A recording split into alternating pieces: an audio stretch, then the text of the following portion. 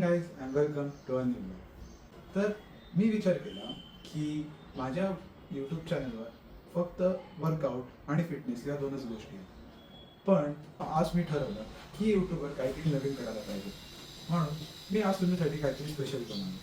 तर मी एक नवीन सिरीज चालू करतो आणि या सिरीजचं नाव आहे द किचन गेम्स, अर्थात रेसिपीची एक सिरीज. अर्थात एक सिरीज ज्याच्यामध्ये मी तुम्हाला वेगळ्या वेगळ्या फिटनेस रेसिपीज ज्या हेल्दी पण आहेत आणि at the same time tasty पण आहेत अशा वेगळ्या वेगळ्या रेसिपीज थ्रू तुम्हाला घेऊन जाईल. तर आज या सिरीजचा पहिला एपिसोड आहे. तर या पहिल्या एपिसोडमध्ये तुमच्या सर्वांचे स्वागत आहे. आजच्या पहिल्या एपिसोडमध्ये मी तुम्हाला एक अशा गोष्टीच्या थ्रू नेणार आहे जी लोकांना बहुतेक आवडत नाही, पण फक्त प्रोटीन गोल कम्प्लीट करण्यासाठी बरेच फिटनेस जी बिगिनर्स आहेत ती लोक हे खातात. अर्थात soya chunks. Soya chunks is hated by most of the peoples. आणि त्याची चव एवढी वाईट असते की नुसतं खाणं तर इम्पॉसिबल आहे. तर आजच्या एपिसोडमध्ये त्याच टेस्टलेस आणि बोरिंग सोया चंक्सला टेस्टी कसं बनवायचं हे मी तुम्हाला सांगतो. तर या व्हिडिओची सुरुवात आपण हे जाणून घेऊ की ही रेसिपी बनवायला आपल्याला कुठले कुठले इन्ग्रेडियंट्स लागतील. तर सर्वात प्रथम म्हणजे आपल्याला जे लागणार आहे and the most important is this, the weighing scale.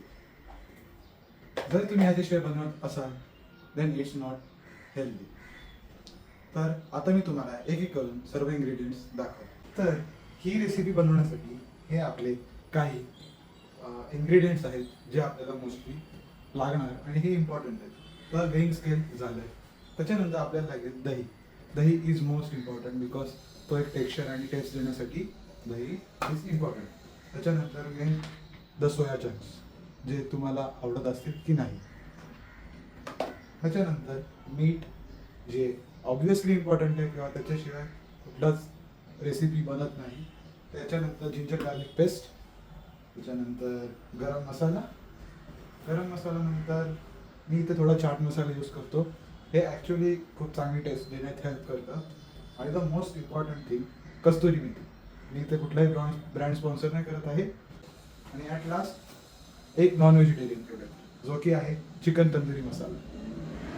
हे मी यूज करतो फक्त एक बार्बिक्यू किंवा एक तंदूरसारखा टेस्ट देण्यासाठी, कारण का मी ही रेसिपी एअर फ्राय करणार आहे. आणि येस, एअर फ्राय नसेल so you can use pan fry.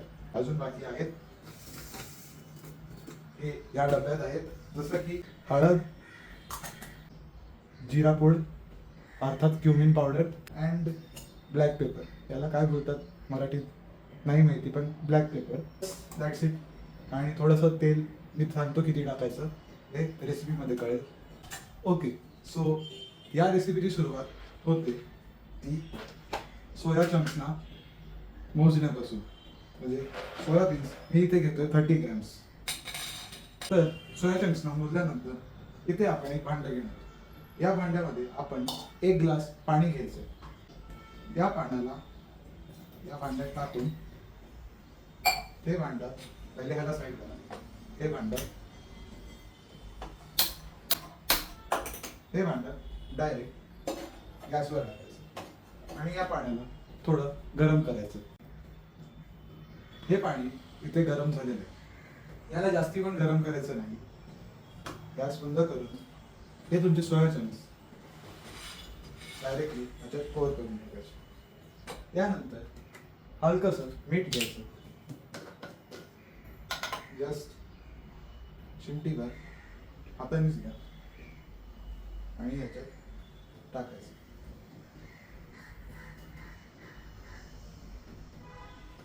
आता हे सर्व झाल्यावर याला 15 ते 20 मिनिटं साईडला ठेवायचं, जेणेकरून हे पूर्ण पाणी ॲब्झॉर्ब करेल आणि ते थोडे साईजमध्ये ग्रो होते. तर या ठिकाणी आपले सर्व सोया चंक्स असे सॉफ्ट आणि एकदम नीट कुक झाले पाहिजे. त्याच्यानंतर आपल्याला याच्यातून सर्व पाणी काढून, म्हणजे याला गरम असेल हे करून हे या साईडला सर्व काढून घ्यायचे. तर मी इथे या सर्व सोया चंक्सना एका साईडला ड्राय करून काढून घेतलेलं आहे. याच्यानंतर आता आपली मेन रेसिपी चालू होते. तर सर्वात पहिले अगेन तुम्हाला वेट्स घ्यायला चालू करायचे आणि तुमचा मेन इन्ग्रेडियंट दही घ्यायचा आहे. या दहीला जवळजवळ 40 ते 50 ग्रॅम याच्यात दही टाकल्यानंतर आता आपल्याला वेट स्केलची गरज नाही. अशा प्रकारे वेट स्केलची गरज संपल्यानंतर आपण आता मसाल्यांकडे वळू. तर मसाल्याच्या आधी आपल्याला the main thing ginger garlic paste पहिले टाकायला लागेल. ही तुम्हाला फॉर 30 ग्रॅम्स हाफ टीस्पून टाकायची. म्हणजे मी तुम्हाला क्वांटिटी सांगतो. ही जास्ती टाकली तर चव थोडी जिंजर गार्लिकची जास्ती येते, म्हणून एवढी इनफ आहे.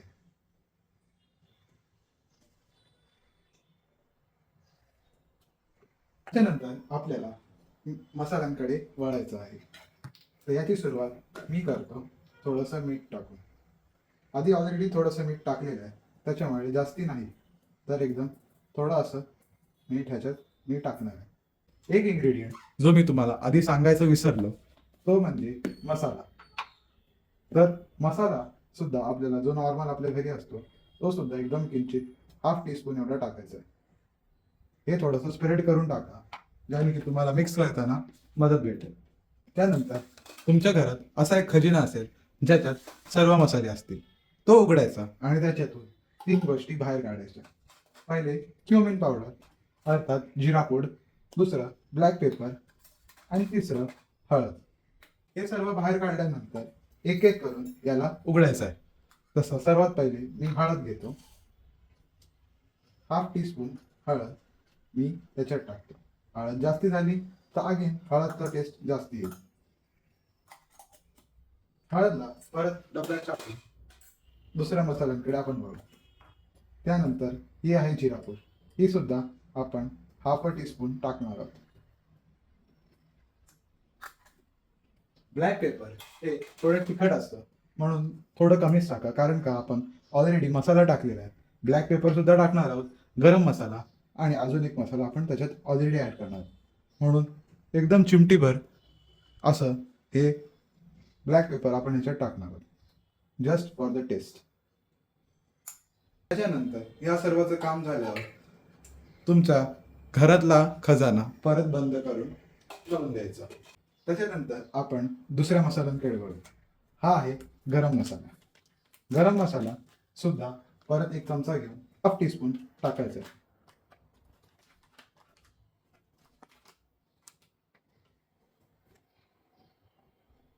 गरम मसाल्यानंतर आपल्याला हलकासा चाट मसाला घ्यायचा. चाट मसाला हा जास्ती नका टाकू.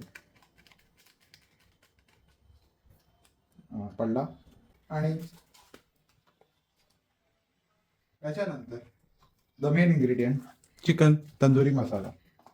हे भले चिकन नसेल पण या चिकन सारखं टेक्स्चर आहे आणि ते टेस्ट सुद्धा तसंच करायला पाहिजे, म्हणून मी इथे थोडा जास्त असा चिकन मसाला तंदुरी मसाला इथे टाकतो आणि याची ॲक्च्युअल टेस्ट चांगली येते. त्याच्यानंतर the last and the main ingredient येतो, जो की आहे कस्तुरी मेथी. अगदी थोडी अशी, म्हणजे थोडी नाही थोडी जास्त अशी कस्तुरी मेथी इथे मी घेतलेली आहे. याला मी ह्या हातात घेऊन एखाद्या पदार्थासारखा मळून टाकायचा. तो पदार्थ काय असेल अंदाजा लावू शकता. याला एकदम बारीक केल्यानंतर ह्याला ह्याच्यात असं पसरून टाकून द्यायचं.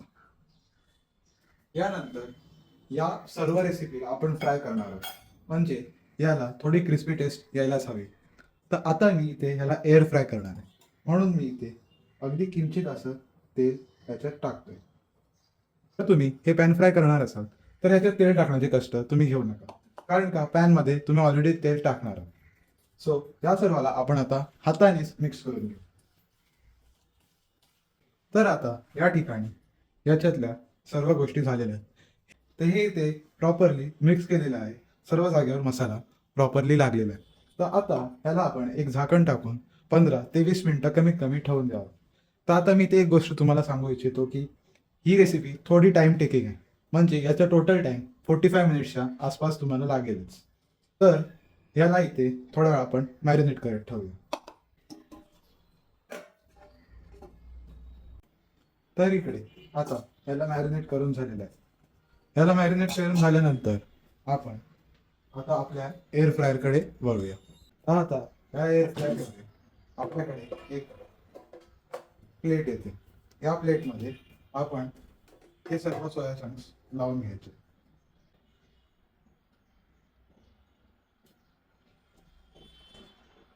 तरी ते आता या प्रकारे मी इथे थोडा थोडा डिस्टन्स ठेवून सर्व सोया चंक्सना ते लावून घेतलेलं आहे. त्यानंतर याला एअर फ्रायरमध्ये टाकायचं आहे. एअर फ्रायरला स्टार्ट करायचं आणि टेम्परेचर हां 190वर सेट करायचं आहे आणि टाईम हे 10 मिनिटावर सेट करायचं आहे आणि याला स्टार्ट करायचं. जोपर्यंत हे पूर्णपणे कुक होतील तोपर्यंत तुम्ही जाऊन तुमचं दुसरं काम करू शकता. दुसरं काम करण्यापेक्षा ही जी सर्व भांडी आपण खराब केलेली आहेत फक्त आपला प्रोटीन गोल कंप्लीट करण्यासाठी ती आपण धुवून ठेवू शकतो. तर इथे आता आपले सोया चंक्स एकदम रेडी आहेत. हे थोडे श्रिंक होतीलच, माझ्या इथून तर थोडेसे करपलेत पण सुद्धा, कारण की आम्ही थोडा टाइम जास्त दिला म्हणजे 10 मिनिटाच्या आतच हे झालेलं, पण मी पूर्ण 8 मिनिटं केल्यामुळे हे इथे चांगले श्रिंक होते आणि स्टील सॉफ्ट. आता याला मी एक डिश मध्ये काढून घेतो.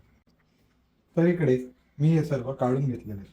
हे तुम्हाला crispy at the same time एकदम टेस्टी सुद्धा लागतील. ही सोया चंक्सची रेसिपी तुम्ही नक्की ट्राय करा आणि मला कमेंट सेक्शनमध्ये सांगा की तुम्हाला ह्याची चव कशी लागली. हे तुम्ही नुसतं सुद्धा खाऊ शकता जस्ट लाईक द पॉपकॉर्न्स, आणि जर तुम्हाला इंटरेस्ट असेल तर राईस सोबत किंवा चपाती सुद्धा सोबत किंवा त्याचं एक रोल बनवून जसं फ्रँकी. हे आहे एकदम प्रोटीननी भरलेलं सोया चंक्स. सो आजच्या किचन गेम्सच्या पहिल्या एपिसोडमध्ये एवढंच. जर तुम्हाला ही रेसिपी आवडली असेल तर नक्की लाईक करा, शेअर करा आणि माझ्या चॅनलला सबस्क्राईब करायला विसरू नका. भेटतो पुढल्या व्हिडिओमध्ये. तोपर्यंत गुड बाय.